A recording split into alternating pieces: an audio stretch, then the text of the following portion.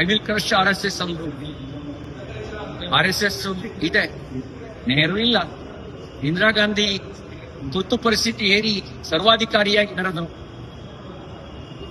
ಸಂಘವನ್ನು ಬ್ಯಾನ್ ಮಾಡಿದರು.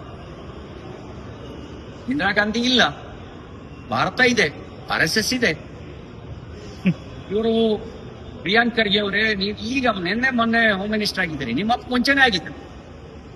ನಿಮ್ಮ ಅಪ್ಪನ ಕೈಲೇ ಏನು ಮಾಡಕ್ಕಾಗಲ್ಲ. ನೀವೇನ್ ಮಾಡ್ತೀರಿ? ನೀವು ಸರ್ವಾಧಿಕಾರಿ ಅಲ್ಲ. ಎಲ್ಲೋ 2-3 ರಾಜ್ಯಗಳಲ್ಲಿ ನೀವು ಅಧಿಕಾರದಲ್ಲಿ ಇದ್ದೀರಿ.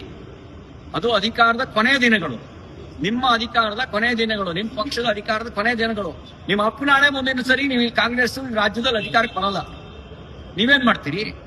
ನಿಮ್ಮ ನಂತರವೂ RSS ಇರುತ್ತೆ. ಯಾಕೆ ಅಂದ್ರೆ RSS ರಾಷ್ಟ್ರೀಯ ಹಿತಕ್ಕಾಗಿ ಕೆಲಸ ಮಾಡ್ತಾ ಇದೆ, ಸಮಾಜವನ್ನು ಸಂಘಟಿಸುವ ಕೆಲಸ ಮಾಡ್ತಾ ಇದೆ, ವ್ಯಕ್ತಿಗೆ ಸಂಸ್ಕಾರ ಕೊಡೋ ಕೆಲಸ ಮಾಡ್ತಾ ಇದೆ.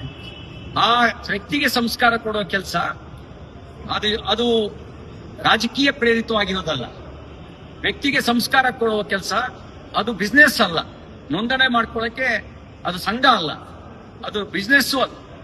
ಅದು ಸಮಾಜವನ್ನು ಸಂಘಟಿಸೋ ಸಂಘಟನೆ, ಸಮಾಜದೊಳಗಿರುವಂತ ಒಂದೊಂದು ಸಂಘಟನೆ ಅಲ್ಲ. ಸಮಾಜದೊಳಗಿರೋ ಸಂಘಟನೆ ಬೇರೆ, ಇಡೀ ಸಮಾಜವನ್ನೇ ಸಂಘಟಿಸಬೇಕು ಅಂತ ಹೇಳಿ ವ್ಯಕ್ತಿಗೆ ಸಂಸ್ಕಾರ ಕೊಡುವಂತ ಸಂಘಟನೆ ಬೇರೆ. ಹಾಗಾಗಿ ನಿಮಗೆ ಮಾಡೋ ಕೆಲಸ ಬೇರೆ ಇದಾವೆ.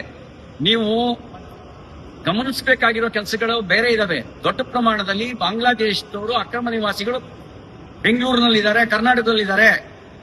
ಇಲ್ಲಿದ್ದು ಮಾದಕ ವಸ್ತು ಚಟುವಟಿಕೆ ಅಂತ ಅಪರಾಧ ಕೃತ್ಯಗಳಲ್ಲಿ ಭಾಗಿಯಾಗಿದ್ದಾರೆ ಅನ್ನೋದ್ರ ಕಡೆ ಗಮನ ಕೊಡ್ರಿ. ಹೋಮ್ ಮಿನಿಸ್ಟರ್ ರೀ. ದರೋಡೆ ಪ್ರಕರಣಗಳು ರಾಜಾರೋಷವಾಗಿ ನಡೆಯೋದು ಕರ್ನಾಟಕಕ್ಕೆ ಗೌರವ ತರುವ ಸಂಗತಿ ಅಲ್ಲ. ಇದ್ರ ಕಡೆ ಗಮನ ಕೊಡಿ.